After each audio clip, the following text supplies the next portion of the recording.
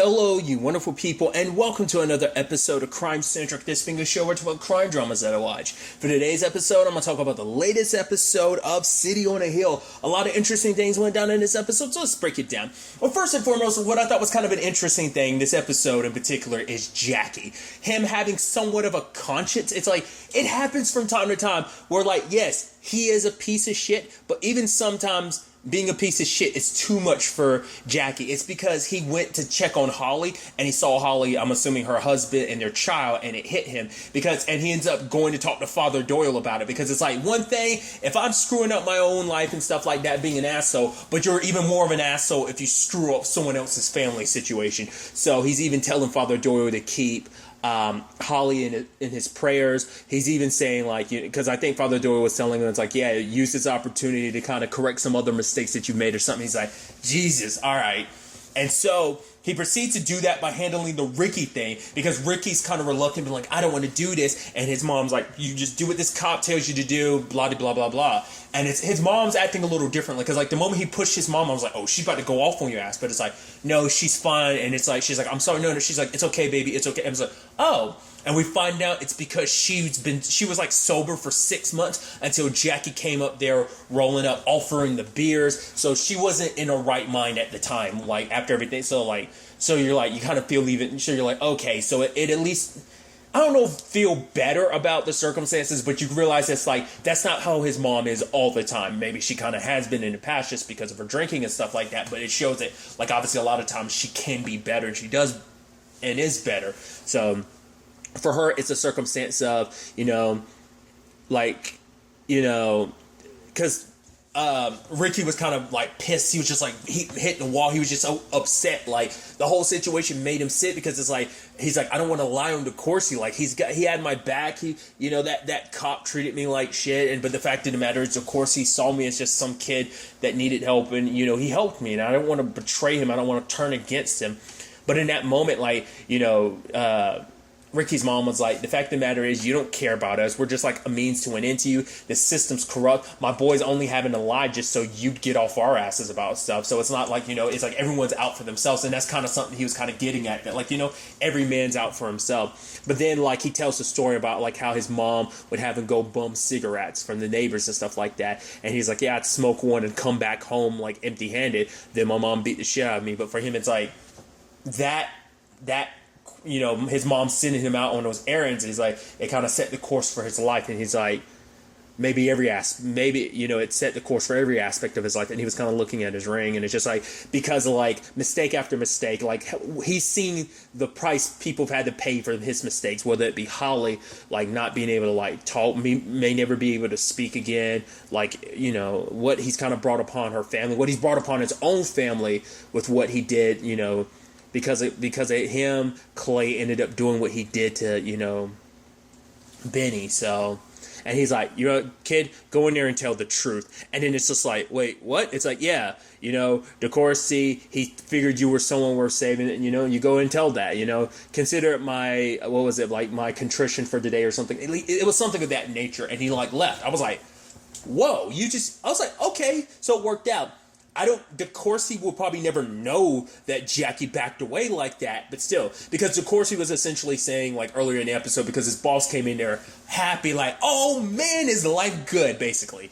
I'm paraphrasing, but his boss will walk in like, oh, your boy Jimmy got what's coming to him, a bullet to the face. And it's like, oh, it's just interesting how, because that was kind of like a middle finger, like, for them, it's kind of like, oh, that piece of shit kind of ruined everything for a lot of people, including DeCourcy. Hell, even DeCourcy later on is like, honestly, I heard the news about him being dead. I actually was kind of happy, because Jimmy was being the rat bastard that he was. He screwed everything up last season, doing what he did. Obviously, like, the reveal of, like, oh yeah, he was the one that actually killed Home Dude, and he got immunity from it, and yada yada yada. So obviously we know already, but it's like, DeCourcy will never, the whole point was, like, DeCourcy will never know, that what Jackie did, and it doesn't make up for all the crap Jackie did, but still, because because even DeCourcy was saying like, oh yeah, like it's all gonna like that. Basically, the entire case is gonna like is based around lies. So for him, he wasn't gonna do anything. He was like, the truth is gonna come out, and basically, Karen is gonna get burned in the process because like everything was like total BS. So he knew it would kind of like work out in his favor, and ultimately it did. And the irony being like, I'm sure the irony isn't where he thought it come from, because yes, Jackie's the one that started this fishing expedition in the first place. He's the one that started this BS, and for him to be the one to pull the like plug on it was interesting, because even Karen calls him out like, okay, he's like, yeah, oh yeah, that kid's gonna pay for, Ricky's gonna pay for the lie and everything like that. But she was like, you're the one that made up BS in the first place. So it's like, honestly, I'm gonna bring the option up to you again. You need to retire. There's so much BS. And he was like, oh, you're really pushing for it now. And she's like, yes, I really am. Because it's just, you're way past your prime in this, because it's just like, that was supposed to be your chance to kind of get a win on. And it's just like, yeah, if you're not even willing to pull the trigger on that, why would I need you around? And for him, it's like, okay, if you have me go away, the fact of the matter is every criminal I ever put away is going to want their case to be overturned if you were, because you don't want me to go away, because if I'm going away, I'm dropping dimes about every shitty thing I've done, and everyone's going to like, every bad guy I've ever put away for the past 20 years is going to like want their case reopened and re-examined, and that's going to be basically your entire office imploding. And she's just like, you do whatever it takes to basically survive. And he's like, yeah, you're bed, lady. And even when he walks out, he just kind of like glum. It's like, it's not like he was happy. He was just kind of like it's interesting that even Jackie gets tired of his own bullshit, that he just like, it's almost like, yes, it would honestly be easier for you to walk away, but beyond the FBI, what does he have? He has nothing. It's like, well, his marriage isn't necessarily in the best place. It's like, and if he's not an FBI agent, what am I going to do? I've put too much time in being the piece of shit person that I am, and put too much time in the FBI, that just like, beyond this, like, I have nothing. So if I give this up, what will I have? So I guess that's what that comes down to. Because there's also like Maeve moving in with them for a little bit. She's from Ireland, but she's here in America for a bit. Like, when Jenny ran into her last episode, she had found out, like, she talks about this episode, like, she found out that someone she'd cared about had, like, died in a car bomb. So, like, a lot of shit's going on back in Ireland. So she gets invited home. What I thought was interesting, though, is, like, Father Doyle called her over and was like, oh, they were talking about some stuff. I'm like, because she says she doesn't have any family here, so I was wondering, like, because before she even said that, I was like, oh, is Father Doyle related to her or something? But it's like, no. But part of me was like, I just think it's interesting, like, he just pulled her aside before she went and chilled with Jenny, had food and everything. So obviously there's, like, the back and forth. Jackie, like, running his mouth, saying the stupid shit that comes out of his mouth.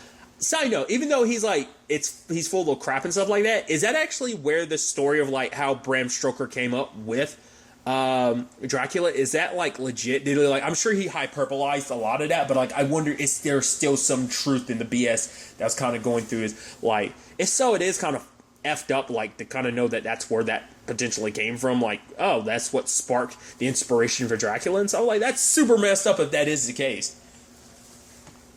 But I don't know. I thought it was interesting, though, that Jackie was kind of making a point of like, oh, hey, babe, I was just thinking about you. Of like, oh, I've wanted to kind of F you and stuff like that. And it's like, she's like, really? And it's like, yeah.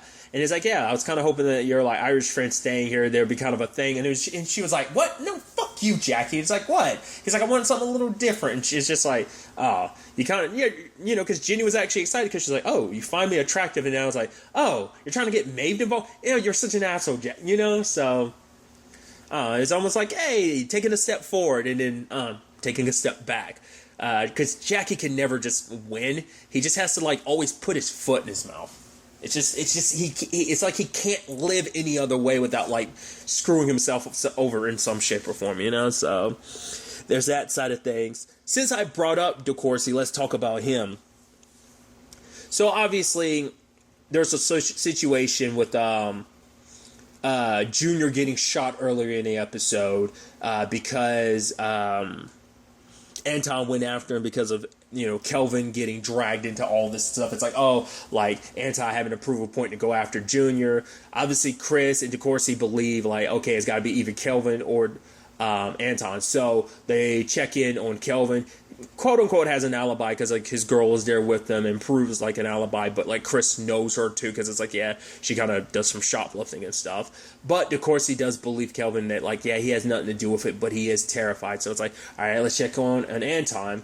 And they had set up a whole thing waiting for Anton to do his thing. He's selling drugs and stuff like that, and they end up busting him not only with the gun on him, the heroin. So because DeCourcy at the same time had met with Kathy, because he pretty much figured it's like, yeah, there's a lot of people that wanted Jimmy dead, but but he immediately went to like Kathy because it's like, yeah, putting a bullet in his face. It's just like, I think the poeticness behind it just seemed a little too. It's like, yeah, he was the one responsible for sending your husband to jail, but Kathy was like, nah, you must got it twisted. I remember being in the courtroom. You're the one that sent my husband to jail. But even like DeCourcy being like, honestly, I wanted to kill the fucker. Like, not, and I'm not even talking about just in the courtroom either, so it's a thing of, okay, I'm gonna leave you alone about this, but the fact is, I know you did this. I won't press you, and your kids won't end up in foster care if you tell me where Jimmy got the drugs from. And it's like,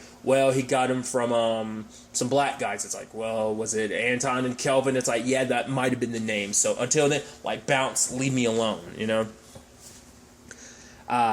Corey's back in the picture because she showed up for Jimmy's funeral, which is sad because even Jackie showed up and he's like, holy shit, Jimmy, this is a worse turnout than hell. At least Gatsby had some people at his damn funeral, and it's like, one piece of shit talking to another piece of shit about, and he's telling Jimmy, hey, while you're up there, before they realize, oh, you're not supposed to be there in heaven, don't look back. There's nothing here on earth for you. So like, hey, it's kind of that thing of like, hey, get what you want and what you can, and not, go as long as possible not getting what you actually deserve.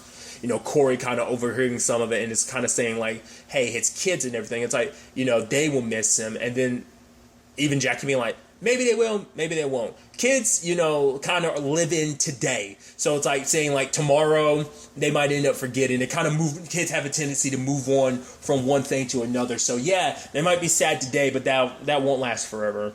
I think it's also probably some guilt on Corey's part, like, finding someone else, and kind of like Jimmy wanting there to be more like, she recognizes like, yeah, Jimmy was always going to end up here. Like his life was always going to end up getting cut short some shape or form. But the fact is that I think there might be some guilt on her part where she feels like maybe if I'd stay with him, but then again, it's like, we would have been dragged into Jimmy's BS, but it's like, who knows how things would have played out if like, she doesn't say that, but I'm curious if that's something that's kind of flowing through her mind of like, if I had taken him last season when he was trying to like, fix things between us. But obviously like Corey had already moved on with someone, So, but she's there with Kathy, not even knowing Kathy's the one that put a bullet in him. But it's just a thing of, Kathy's, struggling because it's like, she's thinking about Frankie, and it's like, yeah, Frankie brought the kids here, which we saw that like last season. And for her, it's like, now I'm here. It's a thing of Corey telling her, like, you're the warrior, sure, but you kind of have to let stuff go, in particular Frankie. Once again, they never really went into it, but they are heavily implying, like, Frankie died. Like, he died in prison. And they never really just, once again, I don't know if that's just a byproduct of because like it was maybe because Jonathan Tucker's doing Debris right now, so I don't know whether it was a situation where they might have wanted to do more with Frankie but couldn't, or maybe this was always the storyline they wanted to go with. It just like, scheduling stuff might have made it impossible, so they just killed the character off, kind of explain why he's not seen on screen or stuff like. Maybe that's what it is. Like I said, this might have always been the plan, or like I said, might have just been a schedule reason why they decided just to kind of potentially just kill Frankie off. So, either way, circling back to DeCourcy, obviously he's got to deal with the Siobhan situation as well as the Anton thing because, yep, they busted Anton. He had actually hit a cop. It's like that's considering everything, you would have thought that's not the smart thing to do. Granted, he was running his mouth off about that cop, and it ends up being the cop that ended up going down for like, hey, for quote unquote planting evidence. That cop ended up going down, so he's the one that ended up the one that's there with Chris when they end up arresting Anton. But I guess maybe the reason why he's kind of talking shit was because, like, damn, I already messed up by hitting the cop. Let me kind of even this up because the cop, like, started wailing on him, you know, so. But obviously it turns into a thing of obviously DeCourcy and Siobhan get called in. And Anton's a little too damn cocky about it because he thinks, like, you know, Siobhan got me. This is kind of a done and deal, you know, and he's kind of laughing about stuff. But DeCourcy's not like, he's like, haha, like, the fact is you can laugh now, but he's like, I know how this story ends for you, and you're not the one that gets the last laugh. You're not going to be the one laughing the entire time. Because for him, he thinks he's good, that he's covered, but obviously DeCourcy's trying to obviously correlate, you know, Junior shooting and obviously connecting, like, obviously questioning stuff and comes up about Raina, but it's like, obviously it's, you know, Siobhan's trying to keep him on track by being like, if you got questions about all this other stuff, we're not here to talk about Raina, we're here to talk about this and that. Obviously, you know, you have Siobhan talking to Grace later on, because Grace is like smoking and saying like, oh, thank you so much for looking after both my boys. But she's like, I'm going to tell you to you straight, you need to kind of basically, you know, be careful. But obviously it's like, basically Grace ended up kind of getting upset at what Siobhan was saying, because like Siobhan was just kind of, it's like, oh, like, you just like your mom, like, you basically think just because you from this very privileged position, she's like, okay, you don't have to come at me. Yes, I recognize I'm privileged in what I've kind of been through and like my upbringing and stuff like that. But she was coming at Grace by being like, yes, I'm actually here. I'm actually really good at what I do, and I'm here to like help your son. But the fact of the matter is, first and foremost, you need to get your house in order, because for her, it's not that much. Because you got to start thinking. You have to be smart enough now to realize something's up when the fact is the police are arresting both your sons. But she's also saying like, oh, like, you know, it's just in profiling and stuff like that. It's like, you know, it's like they're saying like, obviously your son hit him, but she was like, nah, they're making up stuff. But then like, even Grace knows on some level, like, something's just not, you know, it's like there's only so far you can really just be like, oh, this is the cops being prejudiced, that there's got to be, when there's smoke, there's fire, right? So when Siobhan had kind of slammed that down on her and kind of walks away, like, it was almost like, because Grace is the one being like, you know, but the moment she was like, get your house in order, get your shit in order, and walks away, you can see the look on Grace's face, almost like, what the you just say to me? But also at the same time, it's like you know it at home, because it's like, she knows there's some truth to it. So later on, when her and Leon come to visit Anton, and it's like, you up here talking about you're going to be able to take care of yourself, me and your brother are suffering the ramifications. She's like, I'm losing my reputation, my standing in the community because of you, because especially if it turns out her child has something to do with what happened to Raina. I mean, regardless of that, it's also like, she's supposed to be the pillar of the community and stuff like that. So for him to be off doing the shady stuff he does, obviously it blows back on her and doesn't look good. But it's like, Anti, you want to act like you're all tough and everything. You would say you're going to take care of yourself, but me and your brother are already suffering the ramifications for it. So, but for him, it's just like, nah, get Siobhan, you know, get Miss Keys in here to like help me out or something like that.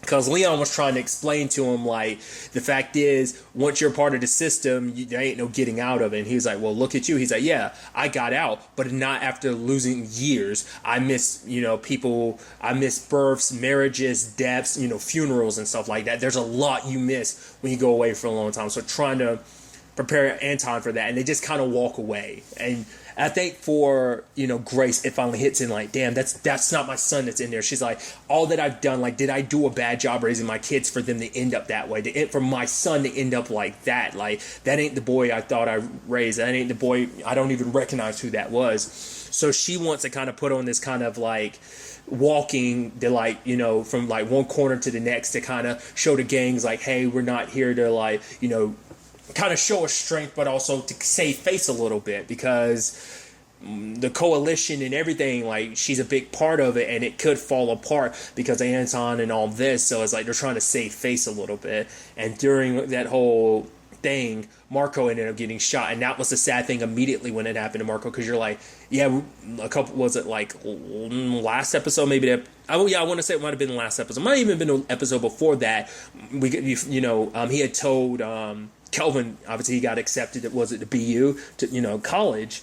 And so Kelvin was telling him just to walk away from this, but we see at the end of the day, sadly, he didn't. And obviously it was retribution for what happened to Junior, so they got shot at. Marco ended up dead. And even, Kelvin brings it up to Anton later on, like, dude, like, what happened to Marco? Like, but Anton's telling him, is like, all right, they hit us, we hit them, they hit us back, we got to hit back harder, because if we don't, we're going to look weak and they're going to come after us. But Kelvin is like, dude, I just want to live one more day. Like, is there anything wrong with that? But his brother's calling him like a punk. Not the word he uses, but calls him out, saying like, we're going to look like weak and stuff like that. And it's like, I mean, for one, it's easy for you to say because you're the one that's locked up. You don't have to deal with like the potentially dying. I mean, granted, you still do because you're in prison, but it's like him kind of pushing all this on his brother. It's like, this is Anton's operation and stuff like that. And it's like, kind of like, it is what it is, but it's like, we got to strike back, stuff like that, before they come into our territory and stuff like that. But there's also like, for him, it's like chaos is necessary in the territories and stuff like that, because it's like, he was saying some BS, like, and even because Kelvin was also pointing out, like, yo, what about our mom? Mom was there. She could have even, you're talking all this about, if you end up catching a stray, you catch a stray. But it's like, our mom could have been one of the people to catch a stray, but he didn't say anything. He just kind of left. So he's not going to be satisfied until his mom pays the price for him. But I think it's like, because Kevin was like, didn't you say like what we were trying to do was get us out of like the projects? We were trying to like get mom, like buy mom a house. And it's like, it almost seems like none of that matters anymore, because it just seems like, I guess maybe that was just his reasoning, or maybe he's just changing things now because he feels like his mom's like, now that his mom knows what he really is and who he really is, like, because she had said it earlier, like, oh, see, they do that, the whole like, mom, I love you, blah blah blah blah blah, like, once they got caught and everything.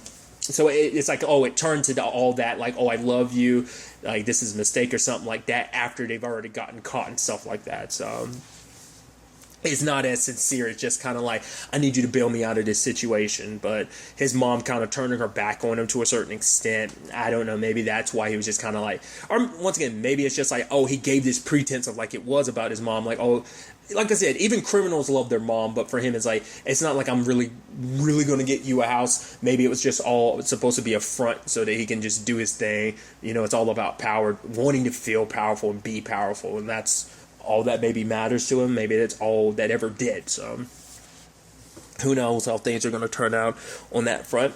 And since we were talking about DeCourcy, he's trying to figure out what to do now that it's like, Siobhan let him know that she's pregnant, and he was kind of not as receptive as she was kind of hoping he would be. But for him, it's like, it's just kind of sprung on me and stuff like that, because there's also the conversation on, how are we going to balance this, especially if you've got, your campaign, the coalition, you trying to, you being a mom, you working, like, she's like, what are you trying to ask me to be a stay-at-home mom? He's like, no. Yeah, maybe. And it's just like the wrong thing to say there, DeCourcy.